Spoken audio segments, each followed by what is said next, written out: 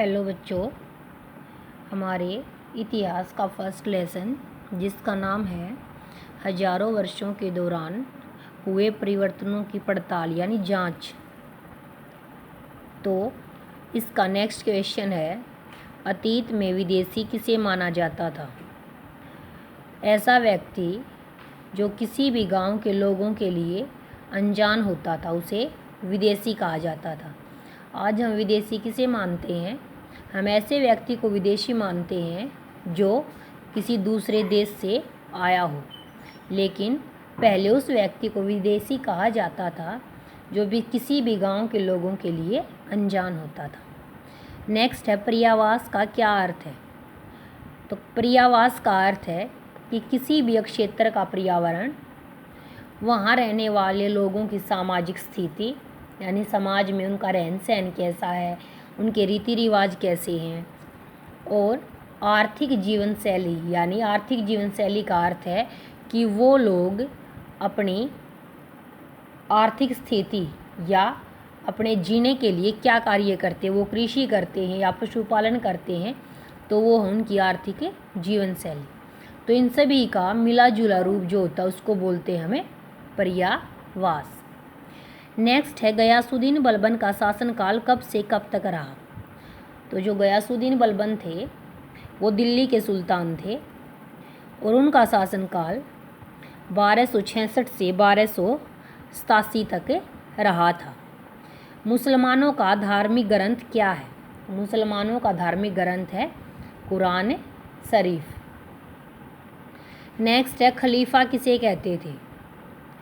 तो इस्लाम धर्म के आरंभिक दौर में, आरंभिक दौर का मतलब है जिस समय इस्लाम धर्म की उत्पत्ति हुई थी, उस समय जो इस्लाम धर्म का नेतृत्व करने वाले होते थे उनको खलीफा कहा जाता था। तो इस्लाम धर्म के आरंभिक दौर में इस्लाम धर्म का नेतृत्व करने वाले को खलीफा कहा जाता था। नेक्स्ट है, अंग्रेजी इतिहासकारों ने भारत के इतिहास को कितने युगों में बांटा था? तो अंग्रेजी इतिहासकारों ने भारत के इतिहास को 3 युगों में बांटा था, हिंदू, मुस्लिम और ब्रिटिश। हिंदू, मुस्लिम और ब्रिटिश। नेक्स्ट है, इस काल यानी मध्यकाल की बात कर रहा है ये। इस काल के दौरान मुख्यतः कौन कौन से प्रौद्योगिकी परिवर्तन हुए? तो मध्यकाल के दौरान सिंचाई में रहट, कताई में चरखा और युद्ध में बारूद वाले हथियारों का इस्तेमाल किया जाने लगा। सिंचाई में रहट, रहट क्या होता था कि पहले समय में न तो डीजल इंजन और न ही सोलर पंप इनका इस्तेमाल किया जाता था। उस समय एक धुरी पर 2 बैलों को इस तरह बांधा जाता था कि वो गोल गोल चक्कर काटते रहते थे, और इसके कारण पारंपरिक कुएं के ऊपर उस पर चैन या रस्सी के माध्यम से बाल्टियाँ धुरी को इस तरह जोड़ा जाता था कि जब बैल घूमते थे तो उससे एक यांत्रिक ऊर्जा पैदा होती थी और कुएं से जो पानी है वो निकलकर नालियों में गिरने लगता था। तो ये था सिंचाई में रहट का प्रयोग। कताई में चरखा, चरखा जिससे सूत काटते हैं, अब नहीं काटते लेकिन पहले समय में इससे सूत काटा जाता था। और युद्ध में बारूद वाले हथियार जिनका इस्तेमाल आज भी हो रहा है, तो इनका इस्तेमाल किया जाने लगा।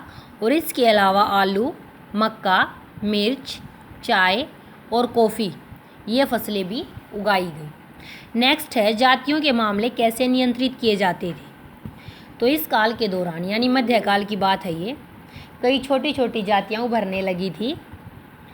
किसानों के बीच सामाजिक और आर्थिक अंतर, सामाजिक और आर्थिक अंतर क्या होता है कि समाज में किसी जाति को ऊंचा दर्जा दिया जाता और किसी को नीचा दर्जा दिया जाता, ये होता है सामाजिक अंतर। और आर्थिक का मतलब है कि किसी के पास ज़्यादा पैसे है या किसी के पास ज़्यादा ज़मीन है तो उसके आधार पे अंतर। तो ये उस समय में इन चीज़ों में ज़्यादा ध्यान दिया जाने लगा था या सामाजिक और आर्थिक अंतर बढ़ने लगा था। कुछ लोगों के पास तो खुद इतनी उपजाऊ ज़मीन थी कि उन लोगों के पास काफ़ी आर्थिक रूप से वो लोग काफ़ी मजबूत थे, यानी वो लोग अपने आप को बहुत ही उच्च मानते थे।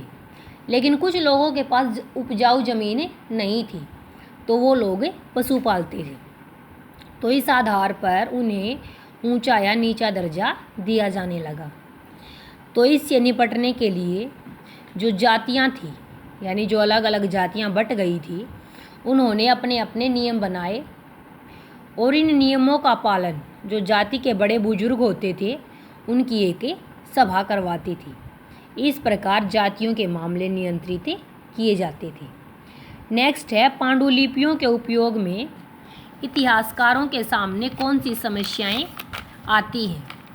तो पांडुलिपि जो पहले हमने बताया था कि जो उपदेश या जो दस्तावेज जो कागज़ों पर लिखे जाते थे उन्हें पांडुलिपि कहा जाता है। तो इन पांडुलिपियों के उपयोग में इतिहासकारों के सामने क्या क्या समस्याएं आती हैं।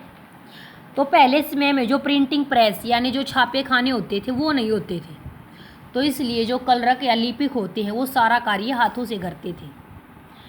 तो इसलिए जो अक्सर उनको समझ में नहीं आता था, जब वो उस पांडुलिपि की कोई प्रतिलिपि निकालते तो वो उसमें थोड़ा बहुत फेरबदल कर देते थे।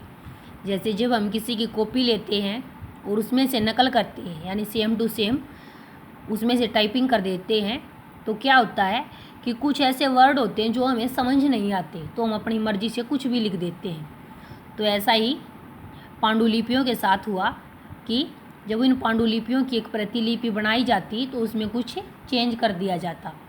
ऐसे धीरे धीरे एक प्रतिलिपि दूसरी प्रतिलिपि से बहुत अलग हो गई और जो मूल ग्रंथ की प्रतिलिपियां थी उनमें अंतर आता गया। फिर जब इतिहासकार इन प्रतिलिपियों का अध्ययन करते हैं तो उन्हें बहुत सारी प्रतिलिपियां पढ़नी पड़ती हैं और ये एक बहुत बड़ी समस्या है। तो इस प्रकार इतिहासकारों के सामने यह बहुत बड़ी समस्या उत्पन्न हो जाती है और इतिहासकार भी ऐसा ही करते हैं कि जब उन्हें कुछ समझ में नहीं आता तो वो अपनी तरफ से थोड़ा बहुत कुछ चेंज कर देते हैं। तो ये है हमारा फर्स्ट लेसन जो आज कंप्लीट हो चुका है।